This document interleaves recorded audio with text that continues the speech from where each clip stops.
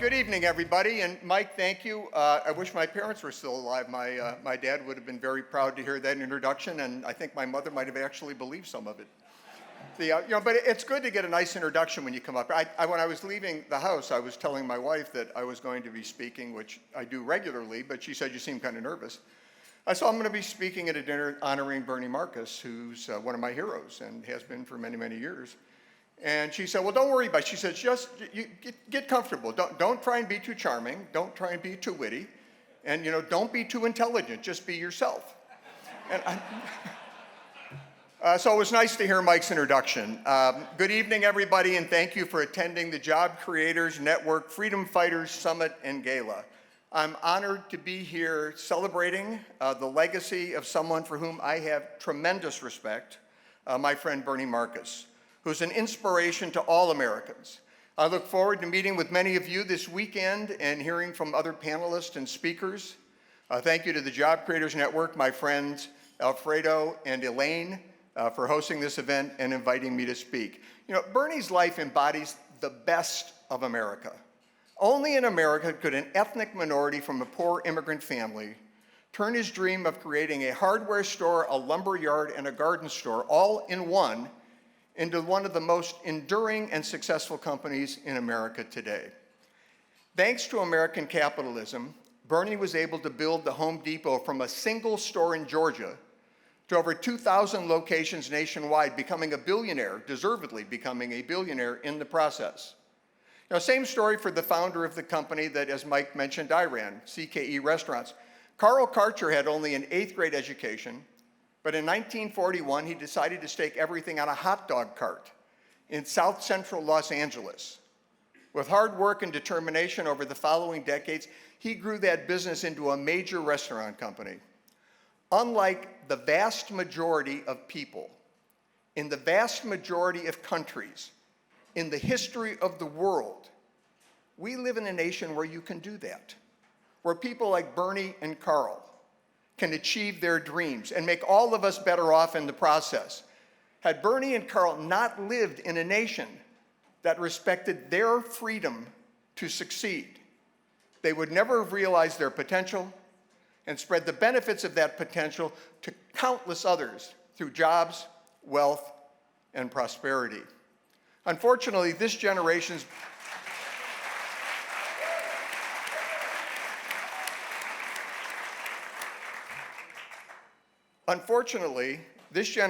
Bernie Marcuses and Carl Karchers don't enjoy the same entrepreneurship opportunities. Their small business dreams are stifled, if not crushed, by this big government nightmare that we're all facing. Bernie said that the Home Depot wouldn't have succeeded if he started it in today's climate of regulation and taxes that too often snuff out entrepreneurship. The Home Depot almost went bankrupt several times in its first decade. And in today's policy environment, it would have been tipped into insolvency, as are countless entrepreneurs in this country each year. We never hear of the Bernie Marcuses or the Carl Karchers that could have been, because they never are. They're never allowed to succeed. Big businesses, big government taxes and regulation and inflation disproportionately hurt the restaurant industry. And before he passed away in 2009, Carl Karcher told me he didn't think his business would have survived. The profit margins are too thin, making it very difficult for another Carl Karcher to come along. So how do we restore and preserve the small business climate so that the next generation of entrepreneurs can create the next generation of Home Depots and Carl's Jr.'s?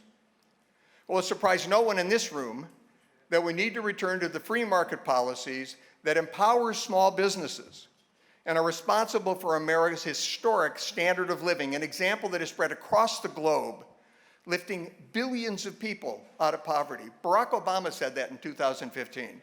He said, there's no question that the free enterprise system was the greatest creator of wealth in history and had lifted billions of people out of poverty. That's Obama. I don't often quote him. But tonight, instead of reiterating how free markets are necessary for small businesses, I'd like to talk a bit about how small businesses are necessary for free markets. Small businesses are the conduit to preserve the economic freedom and liberty we still enjoy. and eventually reverse the big government trend. Small businesses are the last bulwark against European-style socialism in this country. They are the last major institution that supports free markets. Every other major American institution has been captured by the socialist left and does its bidding. For example, big business. They work hand in glove with the leftist culture and their economic priorities, even at the expense of their own shareholders now, with Larry Fink and BlackRock and ESG and DEI and any other acronym they can come up with to disguise socialism. They make politically correct, not economically sound investment decisions. This woke relationship is cronyism, it's not capitalism. Union-funded activist groups and the mainstream media work together to advance big government socialist policy and defame free markets and free market capitalism wherever and whenever possible. Ignoring the fact that the socialist policies that dominate economic thought on the left today have created poverty, want, and human suffering every time and in every nation they've been tried. Yet they would impose those policies on our nation, destroying the vibrant entrepreneurial spirit that we have, epitomized by people like Bernie Marcus, that have made America the most prosperous nation in human history. American colleges indoctrinate students with Marxist propaganda and cultural relativism that enlist our best and brightest as proponents of socialism, not to mention anti-Semitism. They succeeded in making the defense of free market capitalism really the only rational and moral economic system, retrograde and reactionary. And pop culture, you know, what can I say? From Hollywood to Disney theme parks. Like, who thought Disney would give up on parental trust, right? Some of you are, you remember not so recently when if your wife or your husband would say, I'm gonna take the kids to a movie, and you might say, is it a movie the kids, are they okay watching this movie? And you'd say, yeah, it's a Disney movie. You don't say that anymore. Now they now promote this woke and transgressive ideology that subverts traditional American values of hard work, family, and individual rights. No wonder polls show more and more young Americans supporting more and more socialism. Small businesses are our nation's last major battalion in the fight against big government socialism. Small businesses have two attributes that make them such valuable and erstwhile defenders of liberty. First, they will always resist socialist pressure because they're on the front lines of this socialist activism, these socialist advances. They're the ones getting hit hardest by big government policies that really threaten their existence. No amount of political or cultural pressure can overcome economic reality. And second, small businesses are the most trusted institution in the United States, with even higher levels of trust than the US military, according to polling by Gallup. Plummeting trust in other major US institutions is no surprise when you consider how they've sold out to big government causes. But to the extent the small business community is strong, we'll always have a chance to reverse that slide towards socialism. Given the power of small businesses, the Biden administration and its fellow leftists are waging a war to destroy them. It's a regulatory war. This last major institution preventing the left from total dominance is something they need to stop. In order to achieve their most aggressive socialist aims, including Medicare for all, wealth taxes, and reparations, they must kill this small business resistance. Because of small businesses' popularity with the American people and its sheer size, there are 33 million small businesses in this country. This leftist attack can't be overt. It has to be insidious in the form of policy decisions that destroy small businesses in death by 1,000 cuts. Persistent Bidenflation is one of the main weapons leftists are deploying against small businesses. Inflation bleeds businesses, forcing them to constantly raise prices just to maintain their slim profit margins, alienating and putting additional financial pressure on their customers in the process. When I ran CKE restaurants, we hated to raise prices. CKE, it was a big company. We did $4 billion the last year I was CEO, but it's a big company made up of little companies.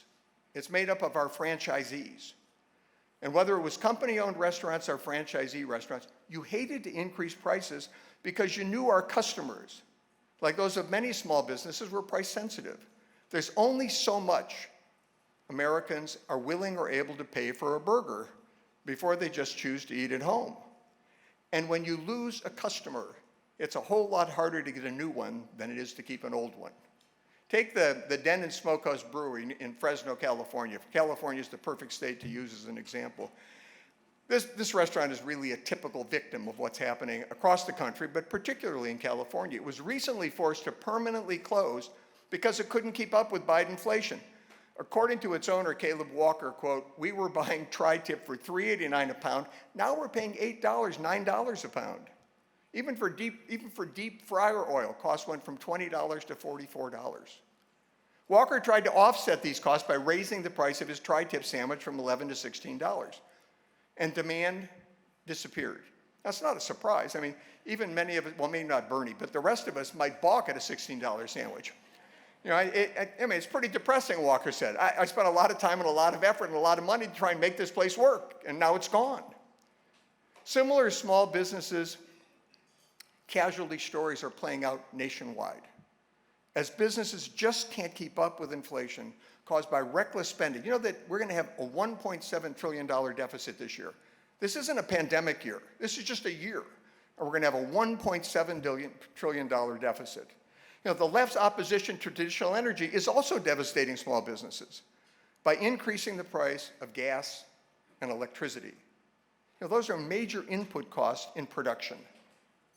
Biden's opposition to oil, including banning drilling for hundreds of millions of barrels of oil in Alaska, has contributed to outrageous oil costs nearing now $100 a barrel. They're just under $90 today, and trust me, the worst is not over here. His green energy transition substitutes cheap and plentiful traditional energy for expensive and unreliable green energy. You know, think about it. Who's hurt more by sky-high electricity prices and $5 a gallon gas? The small business trying to keep the warehouse lights on and with deliveries coming in and out, or the work-from-home laptop class of elites who cheer on this top-down energy policy? Green energy is a luxury. It's a luxury policy that only the wealthy can afford, not small businesses or consumers, the customers they rely on to stay in business. Then there are the countless labor and environmental regulations that fly under the radar, but always hit small businesses hard. You know, Biden, I almost called him Biden. Biden has now exceeded Obama in regulatory, in the issuance of regulations. That's, you know, Trump cut a bunch back after Biden took the Federal Register to historic levels. Biden's now got it back. He's been more regulatory than even his idol, his predecessor, President Obama. They're currently advancing new rules against independent contracting and franchising. Two prominent small business paths for ordinary Americans trying to improve their lives through their own efforts. That's all called profit as well. Add to all this high state and local minimum wage mandates, including a new $20 minimum wage for fast food workers in California. I moved CKE restaurants from California to Nashville, Tennessee, just before I retired. My friends in the restaurant industry now call me the canary in the coal mine. But they will significantly raise labor costs, destroying the entry-level jobs many of us depended on in our youth, including Bernie and me. You know, federal rules on overtime will raise labor costs for small businesses even more. This regulatory onslaught makes it difficult for small businesses to compete against their big business and international counterparts. We have to save small businesses from this big government attack so they can be strong enough to hold the line on further big government advances. We need a robust small business community to stop the spread of socialism. That's why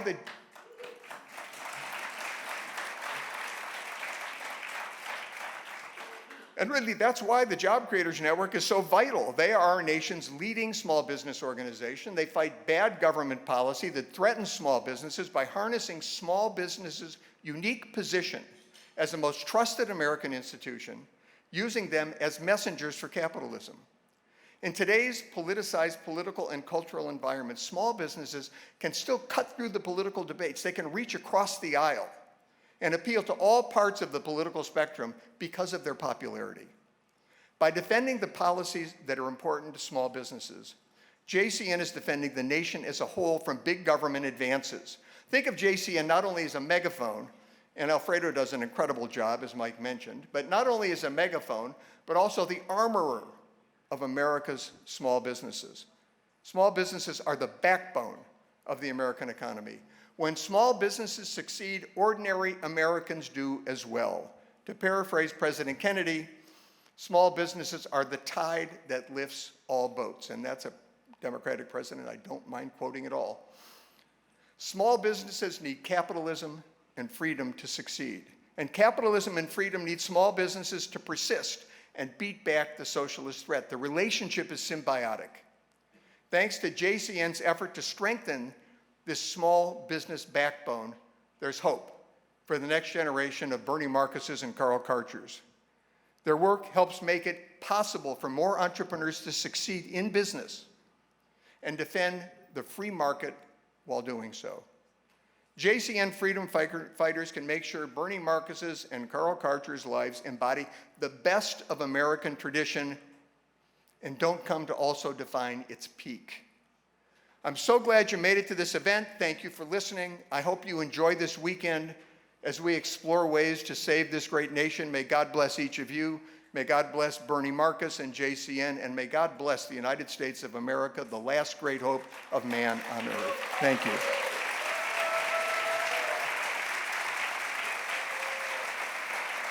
I think I'm done. Oh, thank you very much.